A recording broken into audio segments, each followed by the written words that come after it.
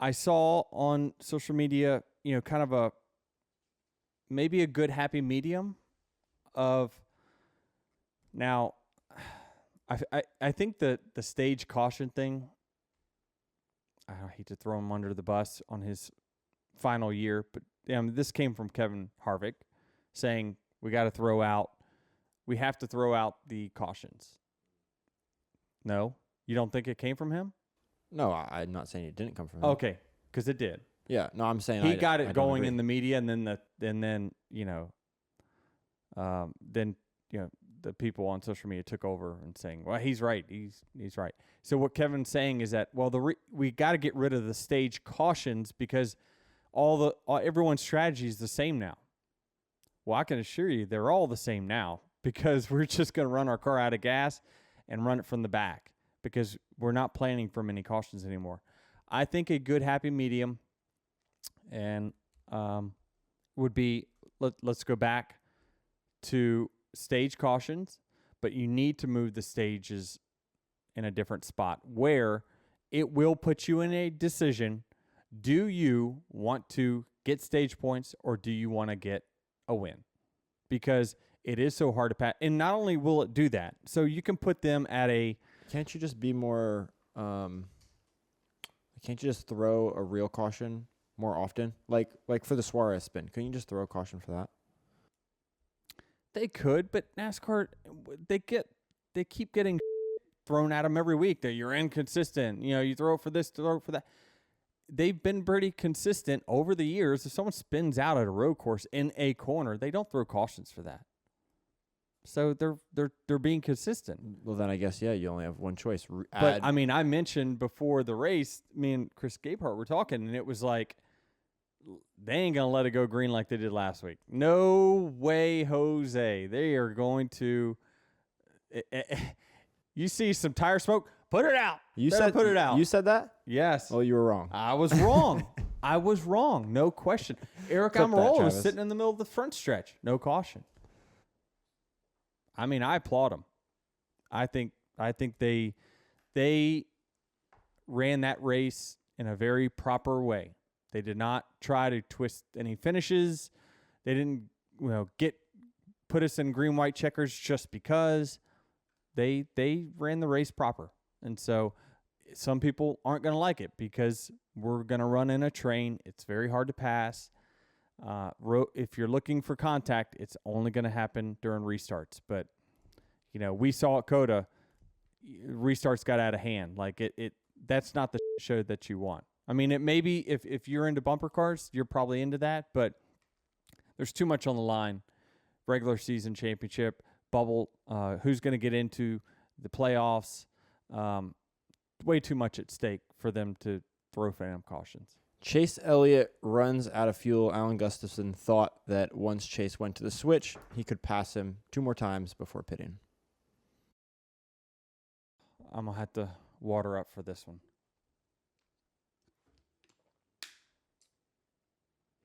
All right, time for Inside Baseball. I got that term from Chris Gabehart. That's his 4th mention of the podcast. Chris, if you're tuning in, that's your last one. So, I wanted to get educated on, I needed to know exactly what was said. So I went back and I listened to the audio of the communication, and he said, we're going to run about 10 laps. And again, I'm paraphrasing because this is not going to be exact word for word, but I'm going to get the points. We're going to run about 10 laps, and then you're going to go to your switch. Your switch is switching from pump A to pump B, pump 1 or pump 2. So basically, run this thing out of gas. The minute you hear it running out of gas or feel it running out of gas, go to your switch. And then I want you to come the 3rd time by. Okay. Pass me twice, pit the following time. It's hard not to throw someone under the bus here, except for the entire team. People want to pin this on Alan Gustafson, you can try, and he is the leader. He's responsible. But where's Chase Elliott in this? I mean, he's experienced enough. If Chris, I'm sorry, I shouldn't say it. If Chris Gabehart said to me, flip your switch and then come third time by, I immediately would have said, that's not right. I would have said, that's not right. It's not third time. I can't go that far. I know I cannot go that far. That's elementary. So they said it multiple times, and why was it not a red flag to anyone that was hearing it? They have a war room of people that listen to the communication as well. Where is the button where someone's saying, did he just say third time by? Can we roll that back? Because that's what they would do. They're recording all the audio. Hey, Alan, that's not right. He needs to come next time. I just find it so extremely bizarre. Not Chase, not Alan, or not anyone that heard that communication multiple times did not raise their hand and say, are we sure our math is correct? Because it's three times worse than it should be. Like there's no way. You'd be lucky to go a lap. So it's hard to not throw one person under the bus because you can't. It's everyone's fault. This was on everyone's fault. So people want to pinpoint and think that it's one person's decision and they screwed up. There's plenty of safeguards in place at a team with that kind of resources where, and I applaud Alan. He didn't want to talk. He was leaving the racetrack, dusting some of those guys. I saw at the front stretch, and Bob Pockris is basically walking behind him. Alan refuses to stop. But he talks, and it's just like, listen, I'm not going to air out in the media how we messed this up. We know what our struggle was internally. We know what happened. We don't know. But today I'm part of the media, so I have to talk about it. I'm going to use all the facts that I've got in front of me to give my opinion of it. It could be I don't know the internal communications that they had that we didn't hear, right? But from my standpoint, I find it crazy to believe that not the driver or anyone was not surprised hearing that statement. There has to be some sort of trigger that this is not right. Can I try to make a third grade reference for this? Yes. How many miles is Watkins Glen, the track? 2.5. Okay, so when you have to go to the switch at Daytona or Talladega, it might be enough to get you back around the track to pit, correct? That's right.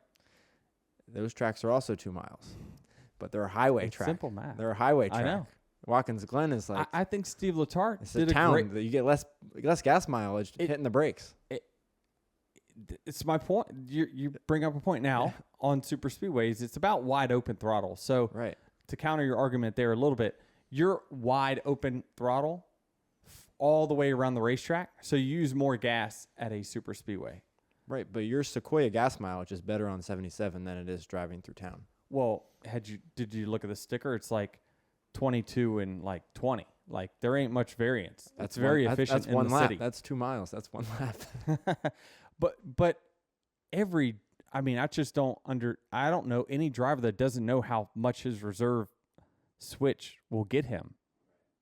I mean, if you hit it at Richmond, you never would because you're going to pit for tires beforehand. If you can get 3 laps out of it at Richmond, that's probably good. I don't know. It doesn't make sense to me. But he needed to win anyway. I know we're making a big deal of it. He needed to win anyway. He probably wasn't going to win. Right. Needed a better qualifying effort on Saturday. Yeah, that's put what him it in was. Position to win. No question, which is why you saw him have the emotion that he did, after, you heard the Aaron Carr, and he was just like, man, Alan, I screwed up every corner I possibly could. By the way, he still qualified 11th. I mean, that tells you how good he is on the road courses. But it's been a frustrating year. I get it, but they still got another shot, and I can assure you, every Hendrick car, short of maybe Alex Bowman, I mean, they're gonna try to get. They're gonna be pushing Chase and Alex. So